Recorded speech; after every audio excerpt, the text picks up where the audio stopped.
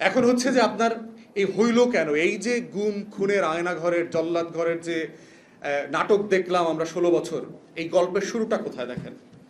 এই গল্পের শুরুটা হচ্ছে যে আপনার ক্লাশ অফ সিভিলাইজেশন যদি কেউ পড়ে থাকেন, হান্টিংটনের theory, end of history, Fukuyama, আপনার পিনাক নামে আমেরিকার থিঙ্ক ট্যাঙ্ক আছে, project for new American century, যেটা 90 দশক থেকে তারা এটা নিয়ে কাজ করেছে।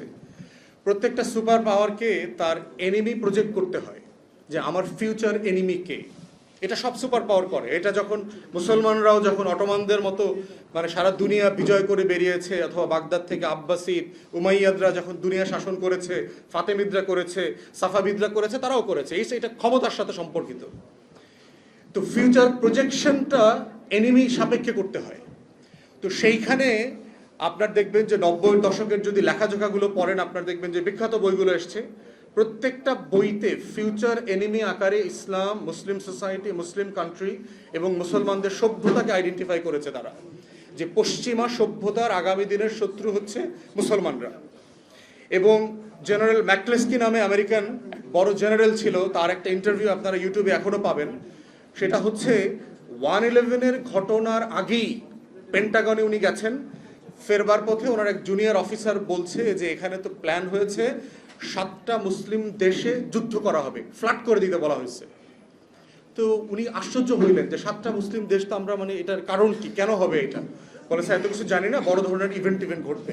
তখনও কিন্তু 1/11 হয় নাই। এটা আমেরিকান জেনারেলের বক্তব্য, তার ভিডিও বক্তব্য আছে। এবং সেখানে সে বলছে এই যে মুসলিম দেশগুলো যেটা দেখলেন না, এখন সিভিল ওয়ার চলছে, গৃহযুদ্ধ চলছে, একের পর এক নাস্তানাবুদ হয়ে এই উসিলায় সেই উসিলায়, গণতন্ত্রের উসিলায়, এর পক্ষে সের পক্ষে, জঙ্গিবাদ, মৌলবাদ, এই আল কায়েদা, আইসিস, খেলাফত, বাগদাদি, যত কিছু দেখলেন না, ওসামা বিন লাদেন টাদেন, এই সব নাটকের গোড়া হইল ওই জায়গাটাতে, যে সুপার পাওয়ারের ফিউচার এনিমি প্রজেকশনটা কি, ফিউচার শত্রু প্রজেকশনটা কি। যেভাবে আমরা বলছি না যে ভারত আমার শত্রু রাষ্ট্র, কারণ বাংলাদেশকে রাষ্ট্র সাপেক্ষে বেঁচে থাকার শর্ত হচ্ছে তার শত্রু এবং স্বার্থ সম্পর্কে অবগত থাকা। তো আমরা যেভাবে আমার রাষ্ট্রের সাপেক্ষে, আমার স্বাধীনতা, সার্বভৌমত্ব, জাতীয় স্বার্থ সাপেক্ষে বলছি যে ভারত, মিয়ানমার আমার শত্রু রাষ্ট্র, ঠিক একইভাবে সুপার পাওয়াররা তার শত্রু রাষ্ট্র, শত্রু পক্ষকে সেটা আইডেন্টিফাই করেছে। এবং এই পলিসি তারা চেঞ্জও করেছে। গত 2-3 বছর আগে অফিসিয়ালি পেন্টাগন, স্টেট ডিপার্টমেন্ট তার ফিউচার প্রজেকশন চেঞ্জ করে এটাকে চায়নাতে নিয়ে আসছে, যে তার ফিউচার এনিমি প্রজেকশন হচ্ছে এখন চায়না।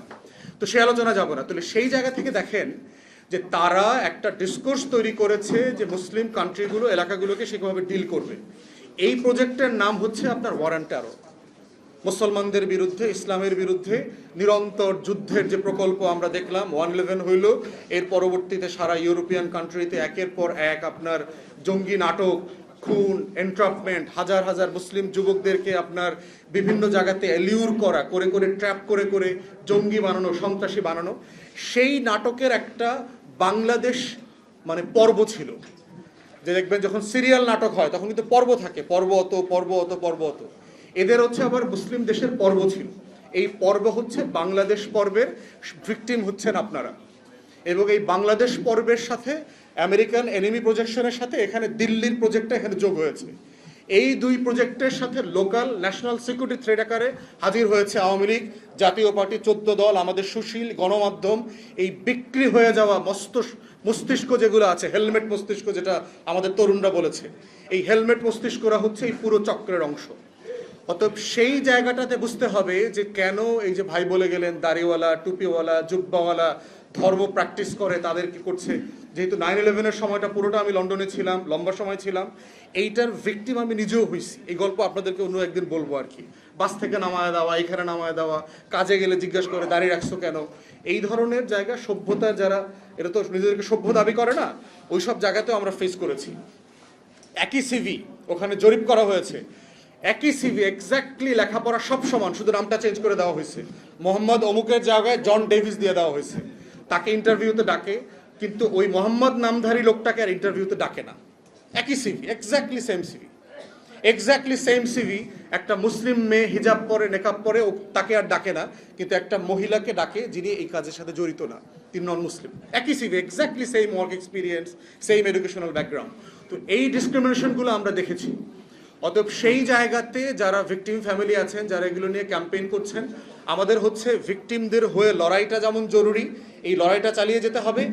এই লড়াইয়ের মধ্য দিয়ে কারা কারা আমাদেরকে শত্রু নির্ণীত করেছে তাদেরকেও চেনা জরুরি। তাদের কোনো পড়া ফাঁদে যেন আমরা না পড়ি, এবং এই ফাঁদে আমাদের আলেম ওলামায়ে কেরাম বহুবার পড়েছেন। এখানে অনেক আলেম ওলামায়ে কেরাম আছেন, আমাদের এই আলেম ওলামায়ে কেরামরা বারবার পশ্চিম এবং দিল্লির ফাঁদে, আওয়ামী লীগের ফাঁদে বারবার পড়েছেন এবং এখনও পড়ছেন বলে আমরা অনেক অনুষঙ্গ দেখতে পাচ্ছি। অতএব খুব সাবধান, আপনারা ফাঁদে পড়া মানে হচ্ছে এইখানকার কোটি কোটি মানুষ, কোটি কোটি মুসলমান বিপদে পড়বে আবার। তো এই জন্য হচ্ছে প্রতিবাদ করতে হবে, লড়াই করতে হবে, শত্রু চিনে করতে হবে, ন্যায্যতার ভিত্তিতে করতে হবে। নিজের হাতে আইন তুলে নেওয়া যাবে না। ঠিক একইভাবে হচ্ছে নোংরা কোনো ক্যাম্পেইনের অংশীদার হওয়া যাবে না। শুধু ঘটনা ঘটলো আর হচ্ছে আমি দৌড়ায় পড়লাম, দাবড়ায় পড়লাম, হাজারে হাজারে মিছিলে নেমে গেলাম, এই অনুভূতিতে আঘাত হয়েছে, ওই অনুভূতিতে আঘাত হয়েছে, এই ধরনের সস্তা প্রতিবাদে নামা যাবে না। প্রত্যেকটা মিছিল মিটিং প্রতিবাদের আগে এটা ভাবতে হবে যে এটা কি ন্যায্য আছে কিনা, এখানে এটার ভিতরে কোনো ষড়যন্ত্র আছে কিনা, আমার দাড়ি টুপিকে বিক্রি করবে কিনা। এখানে বিশাল ঘটনা ঘটায়া দাড়ি টুপিওয়ালাদের বিশাল সমাবেশ হয়ে গেল। পশ্চিমা গণমাধ্যমে যখন আসবে বাংলাদেশে মৌলবাদের উত্থান, জঙ্গির উত্থান, তখন হচ্ছে আবার দিল্লির প্রজেক্ট, আবার ওয়ারান টেররের প্রজেক্ট, আবার আওয়ামী লীগকে পুনর্বাসনের রাজনীতি। এই পুরো শত্রু মিত্রর বাস্তবতা হচ্ছে আমাদের প্রতিবাদী জনগোষ্ঠীকে মাথায় রাখতে হবে যে আমরা একই ভুল, একই ট্র্যাপে যেন আবার না পড়ি।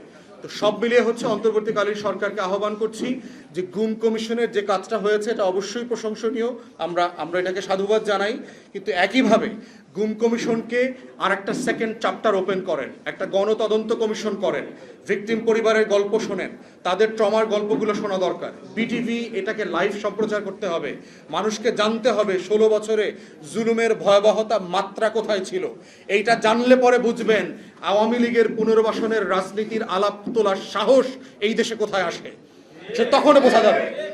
শুধুমাত্র গুম পরিবারের 16 বছরের গল্প শোনেন, শুধু আয়না ঘরের 16 বছরের গল্প শোনেন, তারপরে দেখেন আওয়ামী লীগ নিয়ে কেউ আলাপ তোলে কিনা বাংলাদেশে। এটাই হচ্ছে আগামী দিনের বাস্তবতা। এবং যদি এটাকে দিয়ে আপনারা সাপ দিয়ে মাছ ঢাকার ব্যবস্থা করেন, চেষ্টা করেন, পারবেন না। এটা আবার ইমপ্লোড করবে। কারণ কষ্টকে যদি আপনি ইনসাফের ভিত্তিতে ভেন্টিলেট করতে না দেন, এই কষ্ট বারবার জেগে উঠবে, এই কষ্ট বারবার বিভিন্ন ফর্মে ফিরে আসবে এবং সেই কষ্ট আপনি নিয়ন্ত্রণ করতে পারবেন না। এর একমাত্র জায়গা হচ্ছে এই কষ্টের কথা শুনতে হবে, ইনসাফ করতে হবে। প্রত্যেকটা ব্যক্তি, প্রত্যেকটা পরিবার, প্রত্যেকটা মজলুমের প্রতি ইনসাফ করাই হচ্ছে বাংলাদেশ 2-এ দায় এবং দরদের রাজনীতি। আপনাদের এই লড়াইতে আমরা আছি, থাকবো ইনশাল্লাহ, যতদিন না পর্যন্ত ইনসাফ পাওয়া যাচ্ছে। সবাইকে অসংখ্য ধন্যবাদ। আসসালামু আলাইকুম।